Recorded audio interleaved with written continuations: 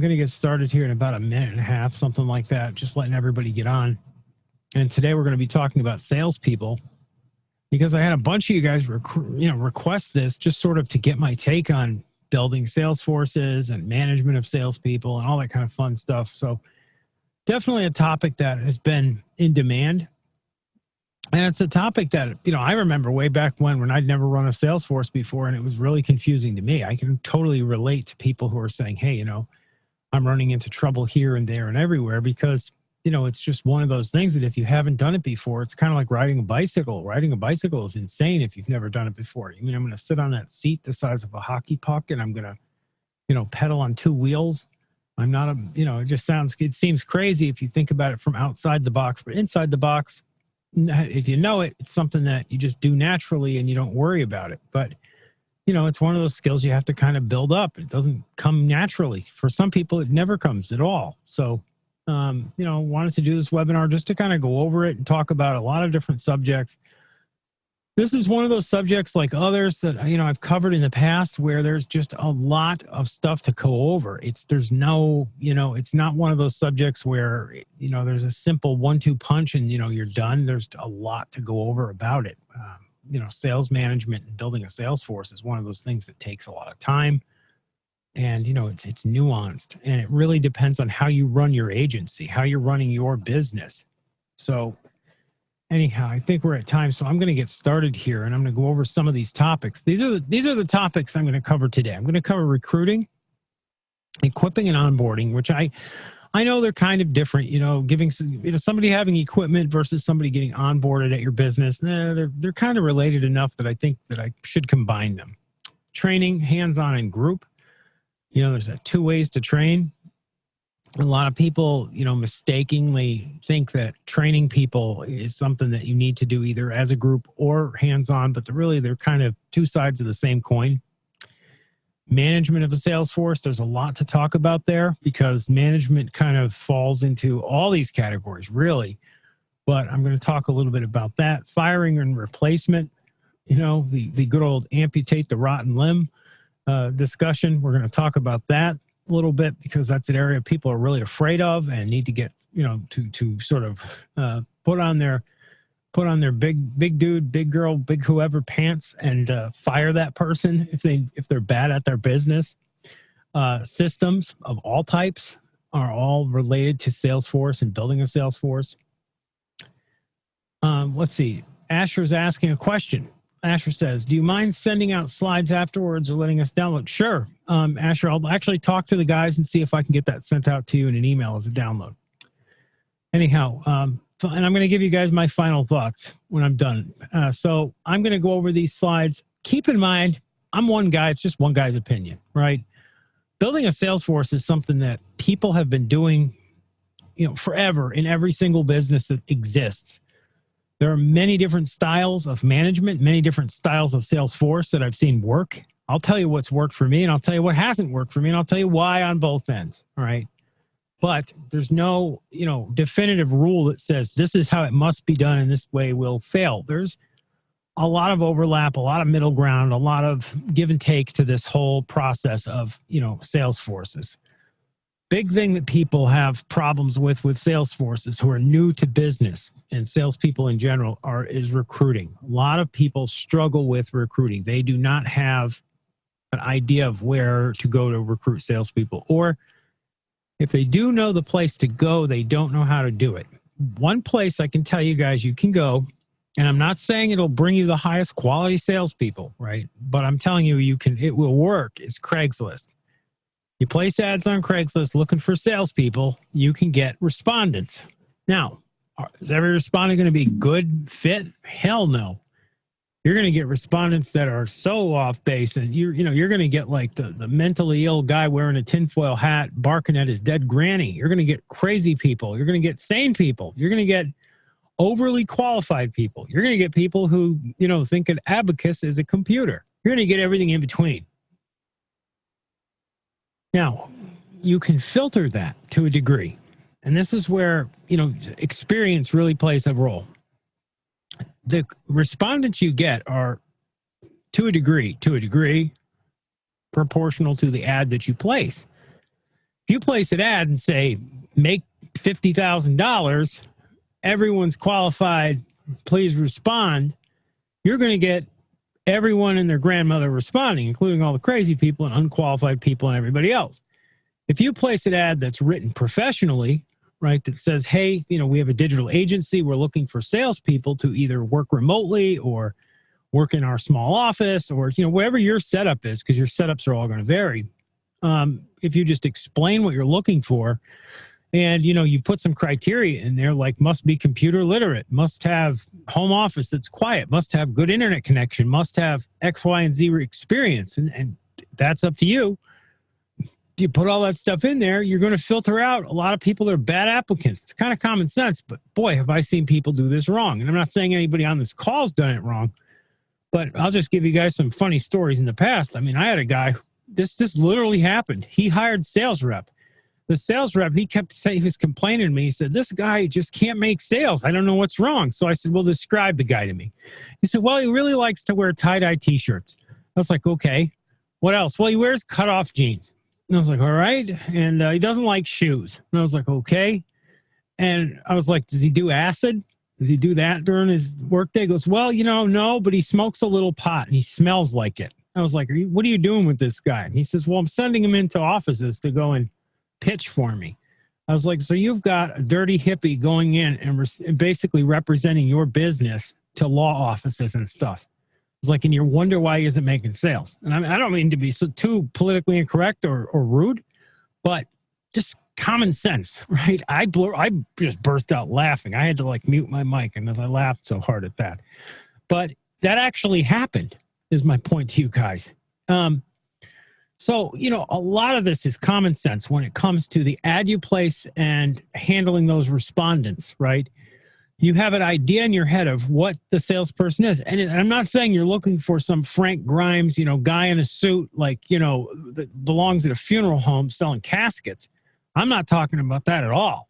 All right. This isn't the 80s. This isn't the 70s. But, a person that's personable, bright, intelligent, obviously, professional, and professionally spoken, more important than anything else, somebody who's going to, get on the phones for you for the most part and do online demonstrations and stuff and do that job well. That's really important. So when you're talking about who you're writing the ad for, remember who you're trying to attract and kind of reverse engineer that and put it into the ad, right? And a lot of people I've seen are looking for this overly qualified, this applicant from, I don't know, like a Hollywood movie or something. They're looking for somebody with a master's degree or a PhD and, and I just I sigh and go, God, this person has no clue.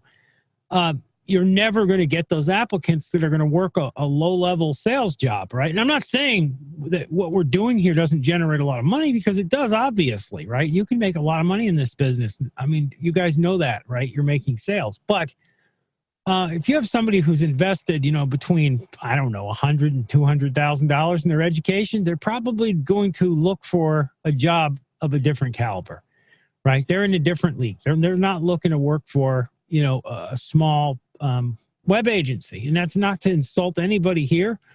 That's not to insult anybody anywhere, but it's just the truth, right? And if you say, I'm not going to, if you put your, tilt your nose up and say, I'm not going to work with anybody but somebody with these credentials, you're not going to get anybody to work for you. You're just not. And you're definitely not going to get anybody that's going to stick around after they work for you, right? And it's kind of common sense.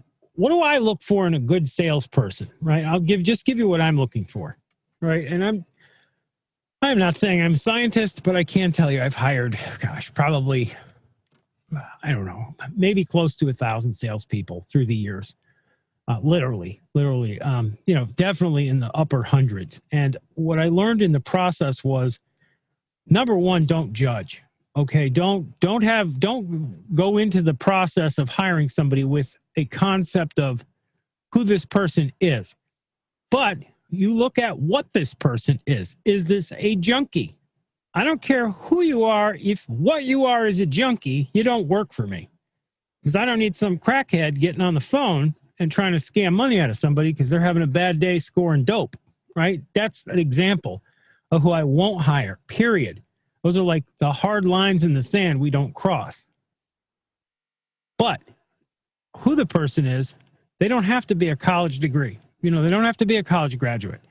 They don't have to know technology necessarily, but they need to be trainable. They don't need to be a person who is extremely bubbly, but they do need to be personable. They need to be somebody that can give and take and engage in a back and forth repartee and have a conversation with somebody, and that somebody may be a little bit argumentative, right? They need to be somebody with a personality that's inquisitive, that's asking questions. They asking me questions? Because if they are, they're going to be asking the end clients questions, right? They're going, if this person strikes me also in an overall sense as a nice guy, nice gal, good person, I like that. That helps get them hired by me, right? I'm also keeping in mind that when I'm hiring these people, they're contractors. They're not my employees. Right? I've seen a lot of people make the mistake, and not to go into a big dissertation on this because I know it's a subtopic, but understand these people work independent of you, right? They're not your employees. All right. You can't dictate, too many terms with them, right? You can't say you must work X, Y, Z hours, at least 40 hours a week, right? Because now that person is no longer a contractor, they're an employee, and you're liable for all kinds of stuff. So, you can't do it. So what you do is, the setup is basically that you're supplying them with the tools necessary to do their job as a part of a subcontractor's agreement with them, right? Keep that in mind too. Anyway, back to who I will hire. And who I've seen succeed. I've seen people succeed who, were personable, were motivated, who basically were just normal people, right? They weren't psychopaths. They weren't sociopaths. They weren't, these extremes, all right? They're just generally nice people, generally normal type of people of all different types and stripes who just wanted to work a job and make sales, right? So it's really... there's really no recipe for it, right? I ask a lot of probing questions about, and the probing questions are designed to get answers that I need to know about. Do you have like a quiet workspace? Can you work? Can you put in some time during the day? Do you have barking dogs, clucking chickens, mooing cows, oinking pigs in your background, right? If I'm talking to this person and I hear a spotted owl fighting a hyena in the background or some crazy bullshit, I'm not hiring that person, right? I'm not putting them on the phones representing my company. And that's funny, but it's true. I'm going to be very careful who I'm putting on there. And I'm listening and asking questions to elicit responses and to get information out of them. I might ask them, what was your last job? Why did you quit that? What happened there? How was it? What did you like about it? What did you hate about it? What are you looking for in your future? How stable is your work environment? How stable are you? I just want to get an idea of who this person is. I'm listening, I'm learning, I'm gathering information. It's the same deal as when you're talking to a prospect, right? You guys are all aware of this. And, quality people aren't made in boxes. Keep that in mind. I think I already kind of covered this, but, people come in all, every gender, every race, every type, stripe, religion, affiliation, just all different types of folks out there. And quality people, good people come in all types. And, you really can't, generalize too much. But, you generalize based upon, not generalize, but you can't suspend totally your sense of judgment in the sense of, you're looking for somebody that is not, criminal or crooked or, you're not looking for any of that stuff. But you are looking for personality traits, and you're looking for behavioral traits, and you're looking at this person in terms of, can they do you justice when they get on the phone for you and they start to work for you? So it's kind of basically boils down to that. Educational credentials don't mean much to me. Resumes don't mean much to me. It's also an investment. There's another side to this whole thing, which is you have this investment, right? I'm going to invest X amount of hours into this person. If they're going to bring me back 5 sales and then quit, do I really care? Because if the 5 sales bring me an average of $2,000 profit, so I made 10 grand off of investing a few hours in training them, right? If that's the case, that's okay. Salespeople are for the most part, not going to stick around forever. Now, I'm going to move on from this, and I hope I covered this right. I know I was kind of scatterbrained Jane here. I went a little bit all over the place, but I think I covered what I needed to cover with you guys. The next thing is equipping and onboarding, which is really, really, really important. And this is an area where I myself have screwed up a lot. I've seen a lot of people screw this up. I've seen problems here. I've also seen great success here. You have to make sure whoever you're bringing on board that, number one, they have a proper internet connection, right? Because most of you guys are going to bring people on board who are going to work leads that are on a national basis, right? Most of you. Some of you are going to work leads locally, right? You're going to have a local sales team that goes out and, prospects for you in your local area. Some of you will do that, but most of you are going to bring people on who are either remote or they're local, but they're working national leads, right? So if they're, generally speaking, they're working from home, they're on their computer and they're working your leads and they're working them on a national basis, internet connection is very important. Now, when it comes to your internet connection, things can seem great when you talk to somebody on the phone, right? And then you set them up with Skype or whatever, which is generally what you guys are going to do. You're generally going to get a Skype account, right? For I don't know, $3 a month or something. And, you're going to put them on that because then you can look at all the calls they've made and you can keep track of what's going on. But it's going to rely on their internet connection. They're going to get on Skype. They're going to hop on and they're going to, call the leads on there, right? Most of you are going to do something like that. Well, let's say you hire the person on a phone and you're hiring them on the phone and you're talking to them over AT&T. Now that person's going to use their internet connection to connect to Skype, and you get something like this, something like, yeah, and it doesn't work at all. It's vocal puke, and you can't get anywhere with that. That's a waste of time, right? That's a no-go. Make sure they have a solid internet connection before you invest too much time. Next thing is a solid computer. If you hop on to a demo, right, and this person has a whole bunch of paraphilias and predilections and weird shit going on, and you look on their computer and they're going to conduct a demo with an end client, and you've got all kinds of, let's just say, adult material that's visible or viruses or whatever BS on there, right? That's no-go. That's a huge no-go. So you have to make sure when you're onboarding a person that you look at stuff like that. You get them on a call and you say, hey, share your desktop with me. Show me what's going on there.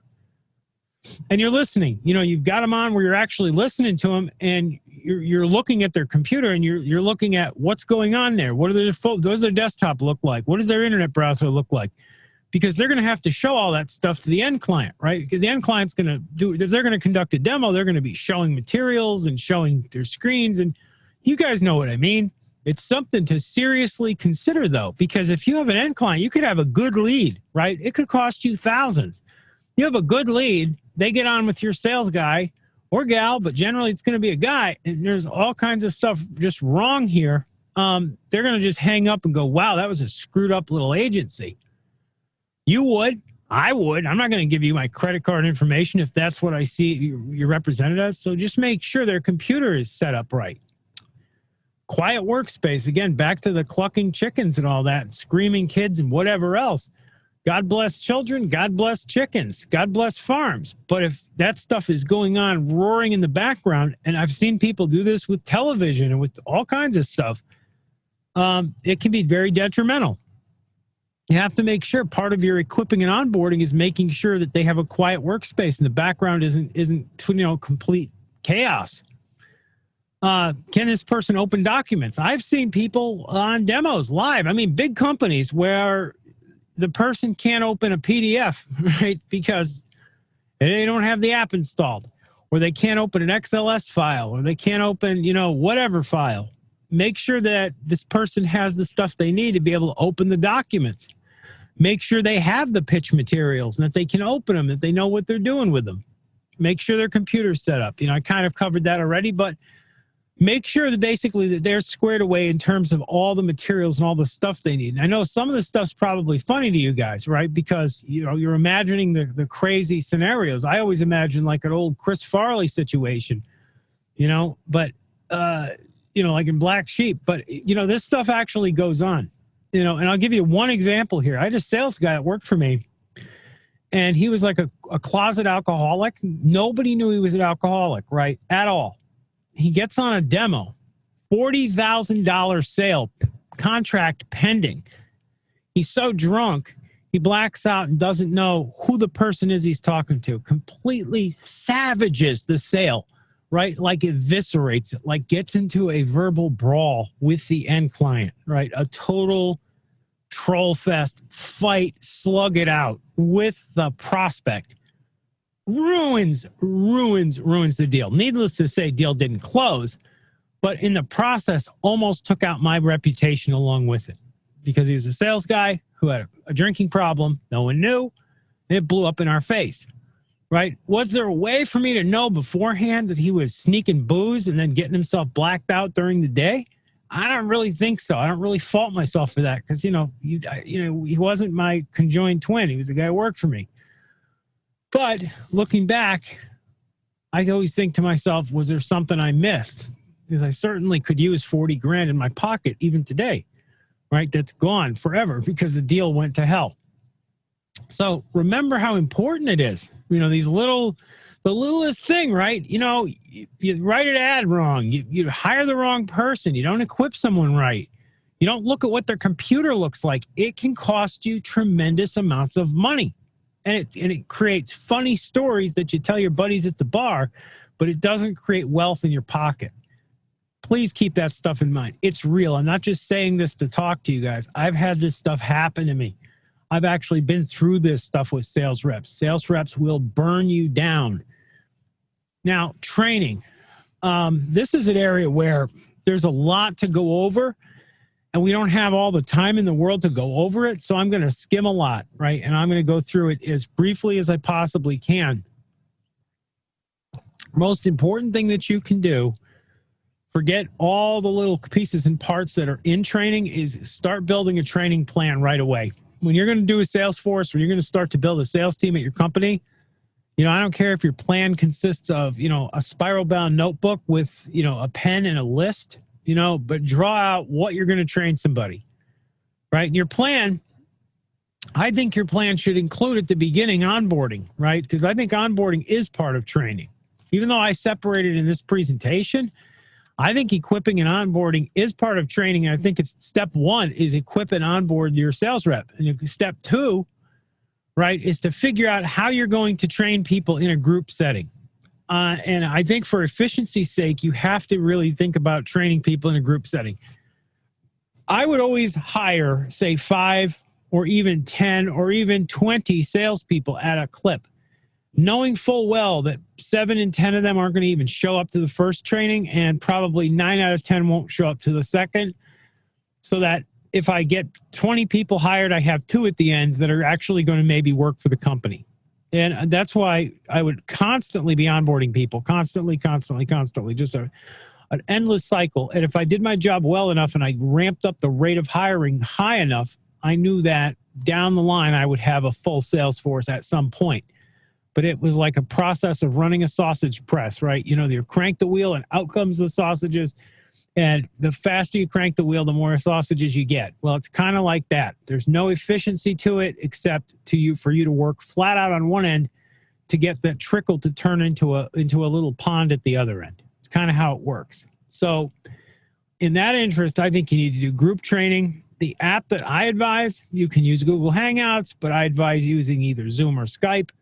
Zoom is probably the best for your initial group trainings, right? I don't give people my Skype, and I don't want people to have my Skype that are not going to work with me on a long-term basis. Just because I don't need a whole bunch of, ex-sales reps harassing me and bothering me and just hitting me up during the day and just basically being a nuisance. So the best way to handle it is send everybody a Zoom link, get everybody on Zoom, you get your 20 people together, and you start walking through what you want to train them on. Showing them pitch materials, showing them services, and going through the rest of this list from, bullet 2 down. Show them, what services you've got. Show them how you handle your leads, right? What are your dispositions for your leads? Demo no sale, demo no close, lead set, demo conducted, lost. show them all that stuff. Show them your CRM system, whatever you've got over there. And I'll talk about that under systems here in a minute, but show them everything that you've got.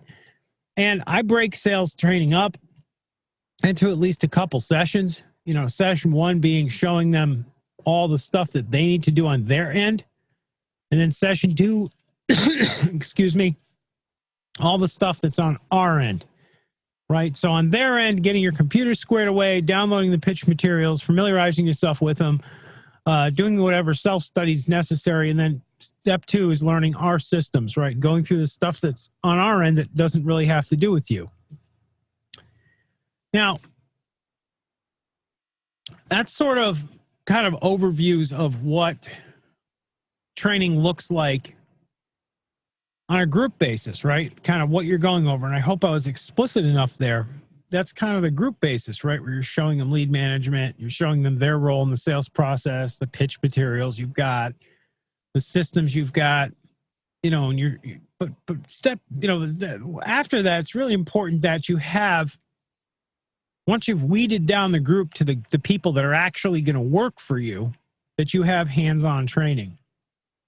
And I really believe in this. If I have a salesperson that I know is working for me, I'll go way beyond and over and above the call of duty to make sure that person's taken care of. Sorry, guys. Hold on one moment. Just had to clear my throat.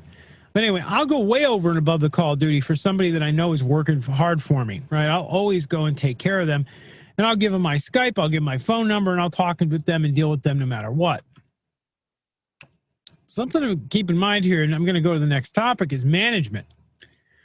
Checkups are not micromanagement. I've seen a lot of people really struggle with doing checkups and follow-up on individual sales reps where they don't go in and they don't make sure that that sales rep is doing their job. They feel like it's micromanagement. Checkups are not. What does a checkup consist of? Well, let's say that you were working for me, and I'll give you guys examples. Say anybody here on this call working for me, and you had 20 of my leads, and you were working 20 of my leads. Maybe it's 50, maybe it's 100, but let's say it's just 20. And I want to know what's going on. Well, I'm going to go into your CRM, and I'm going to look at what your dispositions are for them. I'm going to look at your notes. I'm going to check your Skype that I've given you and see if the phone calls are getting made. I'm going to look over your shoulder and make sure what's going on is proper. And if I don't like what I see, I'm going to call you out on it. We're going to have a long conversation potentially. Then I might potentially fire your ass, because if you're not doing your job, you're toast with me, buddy. You're here to work. This isn't a social club or the Boy Scouts or, I don't know, some weird organization. We're just here to make sales. So I'm always going to check up on people, and you need to be the same exact way. You need to check up. And that's part of like check up, follow up, verify, right? I used to always say check up, follow up, verify. Check up, see what's going on. They make a sale. How is that going? I'll follow up on dead leads. I'll call up. One of the things I was known for many years was calling up dead leads. Rep would tell me, oh, the lead was crap. The lady called me a name and hung up on me, whatever. I said, oh, that's great. Let's call her together. Yeah, you mute your phone. I'll call on mine. I'd say, hey, Mrs. So-and-so, how'd things go out there? I saw that you didn't have such a good interaction. The lady will come back with me cursing, swearing, saying the guy called her names, whatever else. If it's an individual's case, I don't take it seriously. But if I start seeing a pattern there, I say, I don't give a shit to analyze you. You're done. I just fire that person right away. You're out of here, buddy. I'm here to, manage this. If I see bad patterns, I trust the mathematics. I don't care what the excuse is. Patterns matter in business. Business is pattern oriented.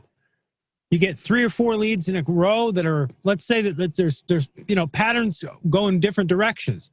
Let's say I know it's a nasty guy, but nasty sales guy, right? In one way or another, he's a nasty person. And then I get 3 leads that hit me back. They're all women telling me that he called them a name, right? All 3. I say, look, they may all be lying, but 3 liars in a row is something that I can't trust the liars. I can't trust that they're liars. I have to assume something's wrong. You're done.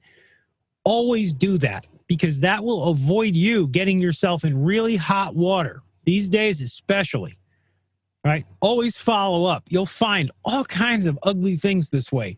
Believe me. And you know what? I know maybe right now I sound harsh and stuff, but guys, I'm telling you, you're running an agency. You want that agency to grow. You're spending your time. You got to think about your spouses, your kids, your family, your time, your own self-esteem. Okay. You're running this thing for profit. You're running it to make yourself money. You're not running it as a joke. You will encounter people that are horrible to leads and pulling all kinds of crap behind your back. You've got to be wise to that stuff. Don't listen to the sales rep sweet talking you. Go and talk to the people that they engaged with. Get the story from them. You're going to hear a very different story a lot of the time. So anyway, not all the time, okay, but some of the time, this is going to be the case. Verification as well. Sales happen. All kinds of sales happen, and there's lies in that sale. It's like a cake baked with shit. You go in there and call up. You've got a deal, a sale that went through, and it's like, oh, great. You know, here's a sale. The sale goes through. So anyway, verification. You'll go in and you'll verify the sale. You're going to see this a lot where you go and you verify it, and you find out the sale's like horrible. Lies were told to make the deal happen. Things are promised that don't exist. All kinds of stuff. So it's another way. And, you know, it's an important part of Salesforce management is realizing that this can happen. You can have sales that are really screwed up. So always call and verify. Make sure that it's a clean deal. And I'm not saying it'll happen every sale, but it'll happen. They'll be bad. I like to have sales meetings. Something important to management is having meetings and you know, rewarding and calling out good behavior and good, you know, performance.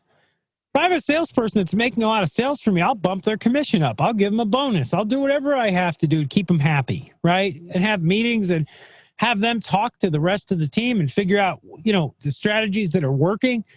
Create a spirit de corps, create a sense of a team atmosphere. Incentives, big important thing. You know, like I just said, I'll throw incentives out there. There's not just the stick. There's also the carrot. The stick is you're fired. The carrot is extra money, right? Money on one hand, you're fired on the other. So take your pick which direction you're going to go. Trust but verify, always. Now, firing and replacement. I don't mean to get caught up on negative things, but firing and replacement, I see a lot of people exhibit low confidence when it comes to this. You can't ever be afraid to fire people. If you let salespeople know that you're afraid to fire them, and you know they have an idea that they're important, especially a salesperson that's making some sales, they'll get a big ego and they'll think they run your company. They don't. The tail never should wag the dog. Never be afraid to let somebody go. A single bad salesperson can cause you huge harm. You can get in a situation where a salesperson thinks they own all the deals. You don't own the deals. They think those deals are with them personally, not with the company. Can't ever allow that to happen. Someone who's really good to you can turn really bad very, very quickly. And this happens. Okay, guys, I've seen this happen many times where a company has a salesperson, the salesperson makes some deals, starts to handle the deals and handle the accounts, feels they own them, and then basically just turns around and threatens to take their clients with them. And you'll have salespeople who attempt to do this. I mean, if you're in business long enough, it's going to just happen, right? How do you combat it? Well, you have contracts and you basically shuffle deals around. You don't let the salesperson manage the accounts. You take the accounts away after sales happen and manage them either yourself or with somebody else at the business. Always have a plan for replacement. Always have a plan in place to, you know, take away deals from people and plot. Don't just wait until problems arise to have a plan. Be cold-blooded about this, right? Like I've always said, cold blood is warm business, right? I mean, and I don't mean that in a nasty way. I just mean like you're running a company. I'm going to hire salespeople. I'm going to have a plan for how I'm going to take deals away if things turn bad before I ever hand them a deal to manage. And it doesn't matter if it's a small deal, if it's a big deal, whatever it is, I'm always going to have that plan in place.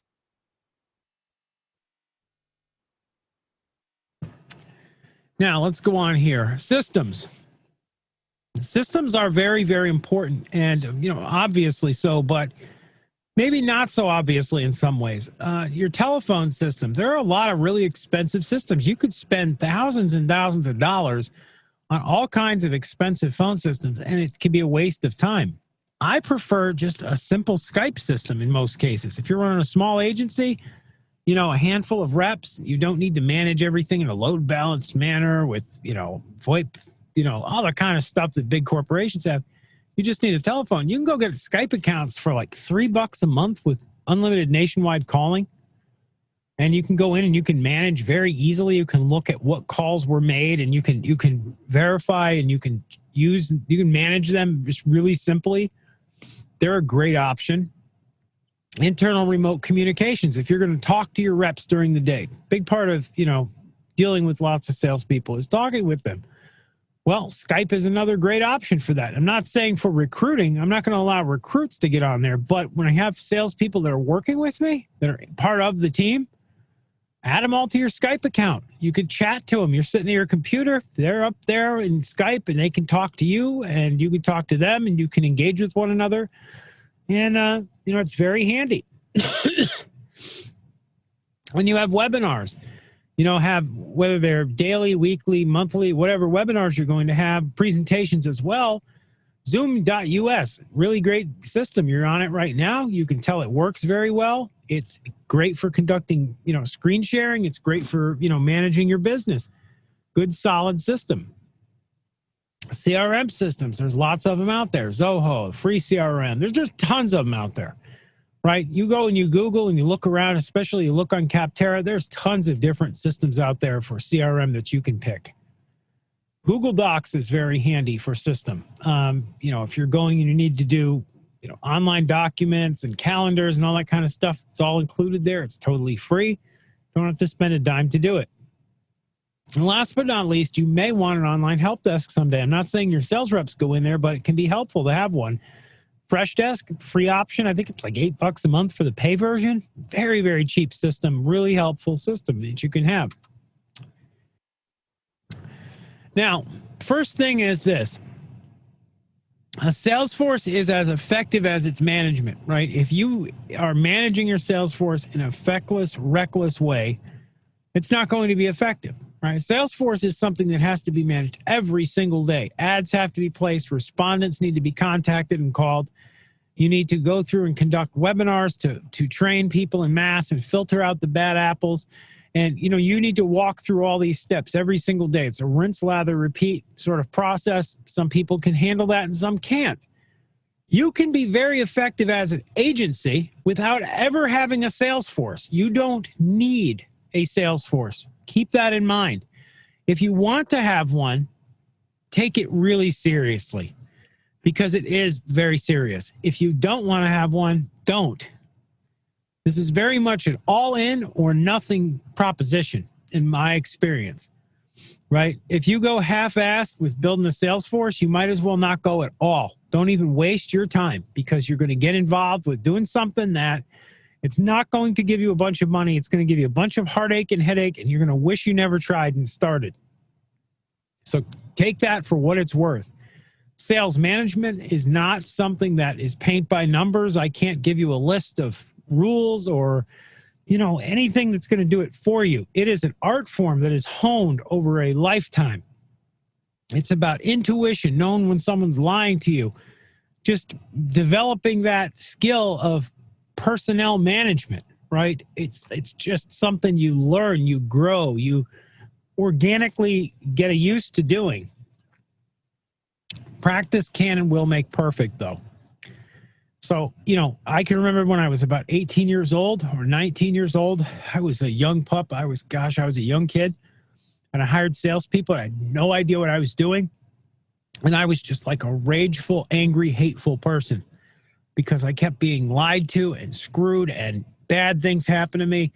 I didn't know what I was doing. I didn't understand people very well. And can you blame me? I was a teenager, for God's sakes. But over time, even though I was still very young, I ran a sales team that was very effective. Before I was even 20 years old, I think I had 6 reps or 7 reps working for me. I was doing okay. I was doing pretty good.